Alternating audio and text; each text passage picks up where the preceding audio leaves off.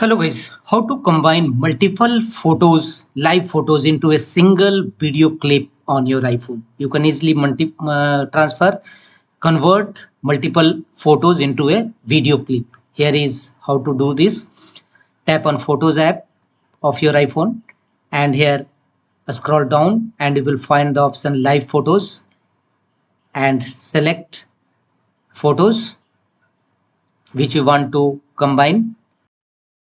3, 4, 5, 6 and finally click on 3 horizontal dots from the top bottom and choose save as video. Now your multiple photos will successfully converted into a single video clip. Just click on it and play it.